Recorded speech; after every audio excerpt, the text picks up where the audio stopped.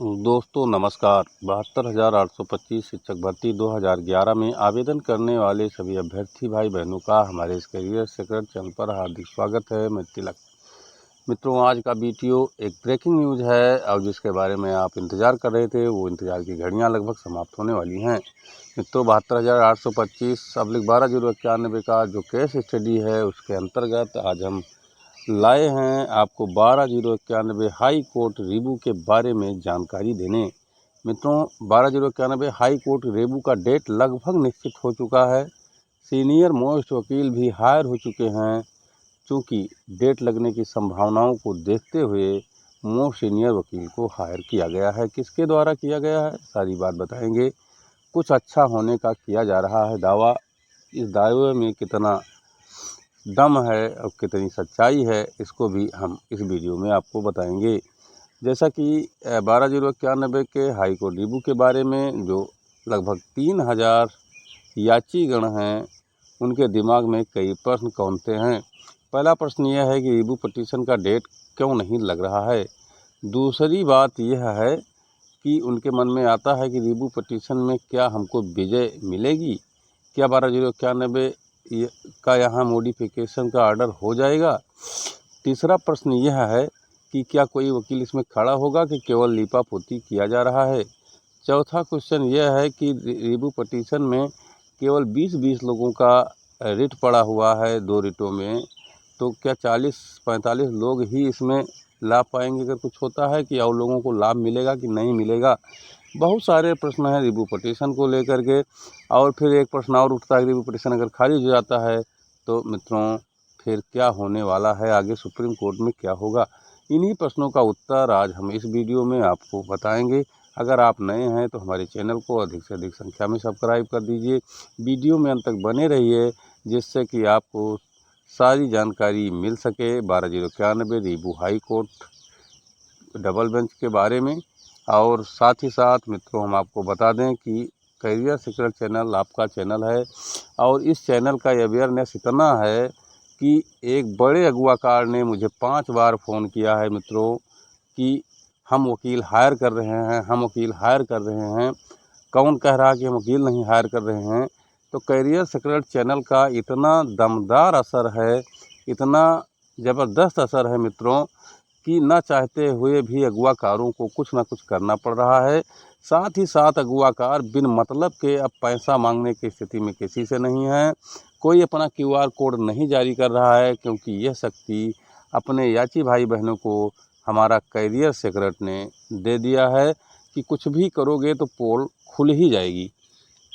इसी सिलसिले में अगर हम बात करें मित्रों, तो हाई कोर्ट रेबू पटिशन के बारे में, तो हाई कोर्ट रेबू पटिशन का जो सबसे पहला प्रश्न है कि इसमें कोई डेट लग रही है कि नहीं लग रही है। तो मित्रों, जो गुप्त सूचना हमें मिल गई है हाई कोर्ट से, उसमें आपको बता दूं कि सोमवार, मंगलवार, बुधवार, बृहस्पतिवार 4 दिन में जो है रेबू पटिशन की डेट लगने वाली है फौज दल यादव वाली याचिका में, जैसा कि हमें बताया गया है। और इसी दिन जो है इस पर सुनवाई भी हो सकती है, बेंच गठित हो सकती है। तो कुल मिलाकर के डेट लगभग निश्चित हो चुका है। अगला सप्ताह अहम है 12/091 रेबू पटिशन के लिए। साथ ही साथ हम आपको बता दें कि रेबू पटिशन का डेट तो आ ही जाएगा, उसमें कोई शंका नहीं है। सारी बातें अब सही चल रही हैं और प्रयास भी लोग कर रहे हैं।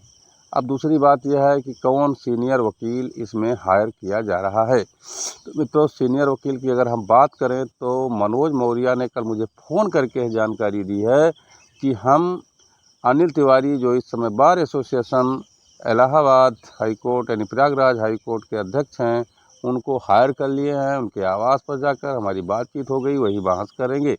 साथ ही साथ 2 जूनियर वकील की बात वो कर रहे हैं, जो कि बहुत ही जो है इस केस के लिए उपयोगी सिद्ध हो सकते हैं। बहुत कुछ हम इस वीडियो में नहीं बताएंगे, क्योंकि इसमें मनोज मौर्य द्वारा बहुत कुछ अच्छा होने का दावा किया जा रहा है।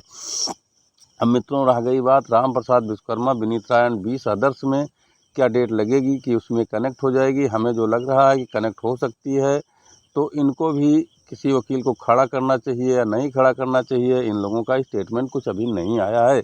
हम देखो 12091 के बारे में करियर सीक्रेट चैनल के माध्यम से आपको बताते हैं। हमारा किसी से दुश्मनी नहीं है, चाहे वो मनोज मौर्य ही क्यों ना हो। मनोज मौर्य जब अच्छा काम करेंगे तो हमारा चैनल उनकी बड़ाई करेगा। राम प्रसाद विश्वकर्मा जब अच्छा काम करेंगे तो हमारा चैनल उनकी बड़ाई करेगा। विनय कुमार पांडे जो कि कभी अच्छा काम नहीं करते हैं, वो भी कभी अच्छा काम करने लगेंगे तो हमारा चैनल उनकी भी बड़ाई करेगा। रह गया बात चंदा लेने वाली, तो आदत पड़ गई है, इनके सबके मुंह में खून लग गया है, उसको तो हम समाप्त नहीं करवा पाएंगे। आप लोग देने में माहिर हैं तो लेने में माहिर हैं, आप लोग हिसाब नहीं मांगते तो हिसाब नहीं देते हैं, ये अलग बात है। ये रह गया मित्रों, जो है हमने आपको बताया कि जो है हाई कोर्ट रिव्यू पटिशन की डेट और वकील हायर होने की बात। अब एक प्रश्न यह उठता है कि क्या विनीत कुमार राय एंड 20 तथा ये फौजल यादव एंड लगभग 24 अदर्स की बात की जाए तो क्या इसमें सबको लाभ मिलेगा? मित्रों, निश्चित तौर पर हाई कोर्ट डबल बेंच का जो ऑर्डर आया था सभी 12091 के याचियों के खिलाफ आया था, सिंगल बेंच के खिलाफ आया था। एक भी व्यक्ति जाएगा तो सबके ऊपर उसका प्रभाव पड़ेगा, सबके ऊपर उसका असर पड़ेगा। और निश्चित तौर पर मैं आपको बता दूं कि जो भी ऑर्डर होगा वो सभी के लिए लागू किया जाएगा, तो इसलिए कोई परेशान ना हो।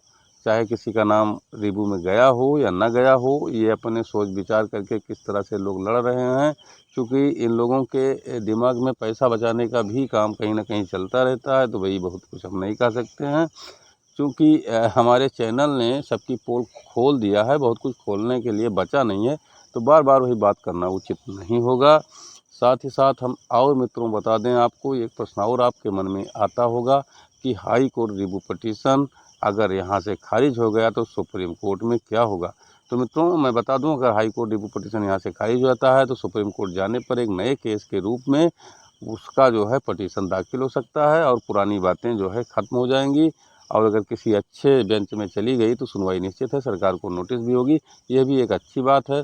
और उसके बाद में कंटेंट पर इसका क्या असर पड़ेगा, जो कि मॉडिफिकेशन कंटेंट दाखिल किया गया है, तो निश्चित तौर पर जो है अगर रिव्यू पटिशन में कुछ भी होता है तो उसका असर भी उस पर पड़ सकता है।